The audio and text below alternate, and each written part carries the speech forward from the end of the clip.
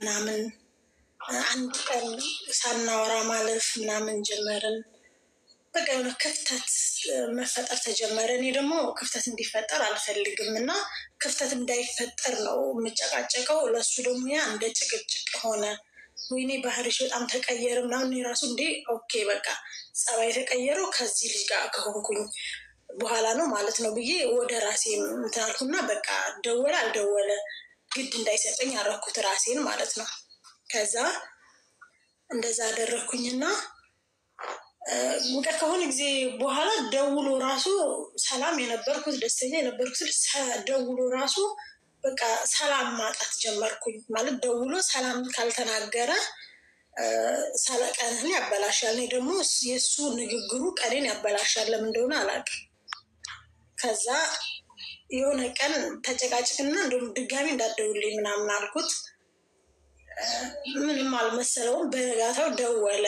ምክንያቱም ተናደሽ ነው ያልሽው እንዴት ደወልክ ምናምን ስለው ተናደሽ ስላልሽ ተረድችሽ ነው ምናምን አለ እና ብዙ ጊዜ በቃ እንደዚህ እንለያይ እላለሁ እኔ ብዙ ጊዜ ማለት ነው።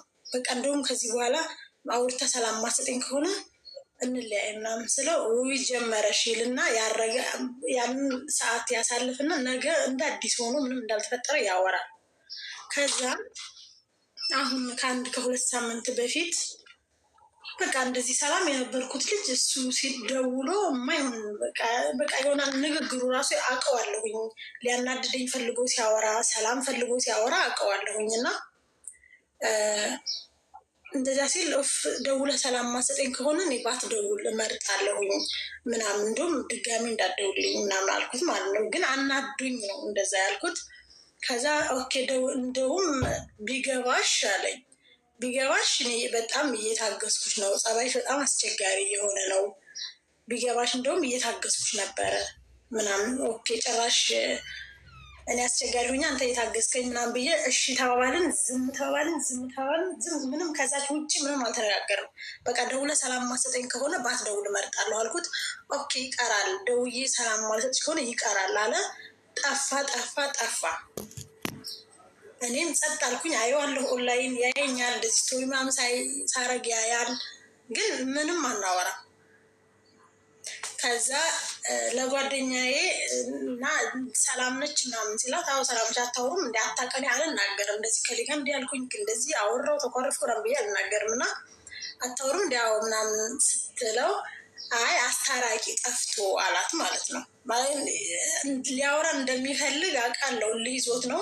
በእርግጥ እኔም የሆነ ታይም ላይ ባወራው ደስ ይለኝ ነበረ የሆነ ሰዓት ላይ እና ከዛ በዛ ቀረ፣ አላወራንም ማለት ግን አሁን ላይ ወዲያው ምንም አልመሰለኝም። አሁን ላይ ግን በጣም ይከፋኛል፣ ይናፍቀኛል። ከዛ እንደውም ያንን እሱ ጋር የምናወራ በቃ ሰዓቱን ሁሌ ማታ ስለምናወራ ሰዓቱን እናውቀውና ያን ሰዓት በቃ በብዙ ነገር ቢዚ ለማድረግ ሞክራለሁኝ እና እንዳጋጣሚ ከማውቀው ከሰፈር ሰው ጋር ማውራት ጀመርኩኝ ማለት ነው። እዚህ ነው የሚኖረው፣ ያለሁበት ሀገር ነው የሚኖረው፣ ግን ኢትዮጵያ እንደ አካባቢ ነን እና ግን በቃ ይሄ ልጅ ደግሞ ምን አይነት ሁኔታ ላይ ሆነ መሰለ? ይሄ አሁኑ ልጅ በእኔ ቦታ፣ እኔ በዛኛው ልጅ ቦታ፣ እኔ ብዙ ላወራው አልፈልግም። እሱ ደግሞ በቃ በቀን በቃ ስንት ጊዜ ደውሎ አይጠግብም ይሄኛው ማለት ነው። እንዲ አሁን አውርተን የለ እንዴ ነቻው ምናምን ስለው ወይኔ ሳላወራሽ ምናምን እንዲ አሁን አውርተን የለ እንዴ ስለው እንዴ በቃ ናፈቅሽኝ ምናምን እና ልዝዝ አለብኝና አስጠላኝ እና ምክር ፈልጌ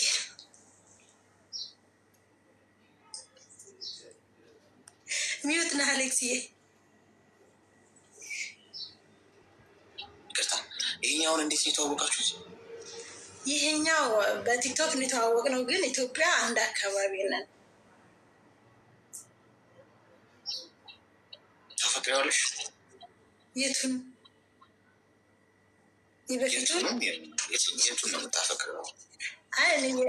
የመጣላ ነውን እኔ ወደዋለሁ። በሰዓት ምንም አልመሰለኝም፣ ግን በቃ እየቆየ ሲሄድ በጣም ይናፍቀኛል። እንደሆነ አፈቅረዋለሁ። ታዲያ እኛውን ካፈቀርሽ ለምንድን ነው አንቺስ ግንኙነት የገባሽው? በቃ ዝም አለኝ። ዝም አልኩት። እኔም ቀድሜ ማውራት አልፈልግም፣ እሱም ደግሞ እርግጠኛ ነኝ እልህ ይዞታል፣ ማውራት አልፈለግም። እኔም ማውራት አልፈለግም። ግን በቃ እዚህ ጋር ደግሞ አጋጣሚ ነው የተዋወቅ ነው እንጂ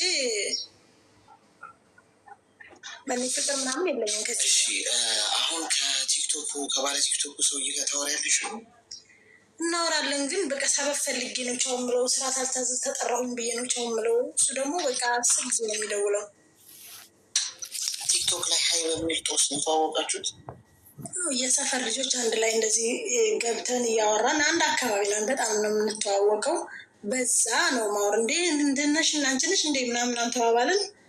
በዛው በውስጥ አወራኝ።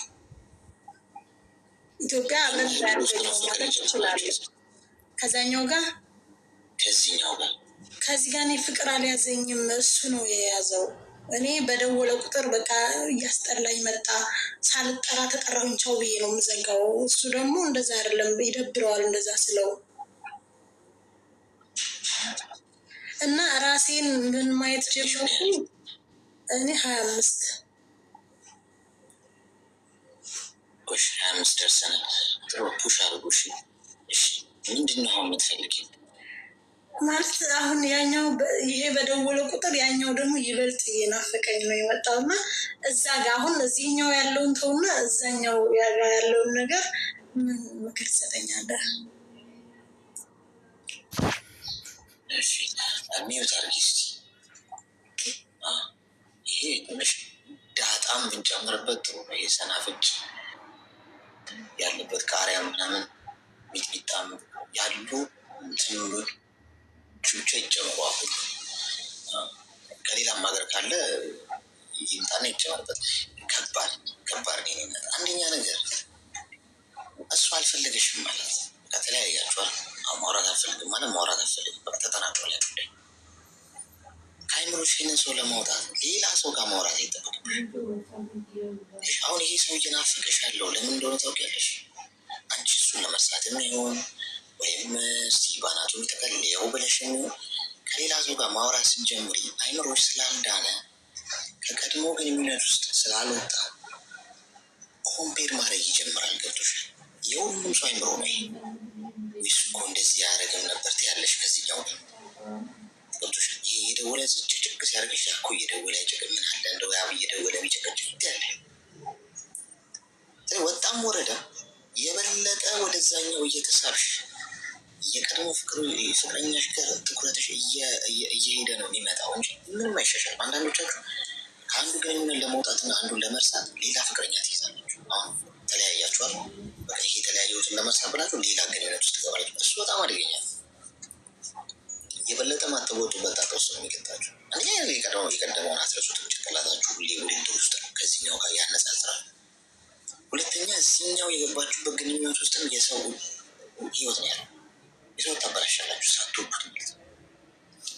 ስለዚህ አሁን አንድ በአንድ ችግር የመፍታት ነገር ስንመለከት አንድ በአንድ ነው የምትወጪው ከዚህ ግንኙነት። መጀመሪያ ከኢሞ ጋር ምንድን ነው ከቲክቶክ ሰውዬ ጋር የተዋወቅሽውን ሰውዬ እርግፍ አድርገሽ ተይ። ብቻን እንዳይደውልልሽ አድርጊ። እኛ ማቶቹን ሰው ለምታወሪያለሽ ምን ይጠቅማል? እኛ ጊዜ ማባከን ነው። ሁለተኛ የዛን ሰው የራስሽን ጊዜ የምታጠፊ በቃቶቹ ማለት በአራት ነጥብ መዝጋት አለማንሳት ነው።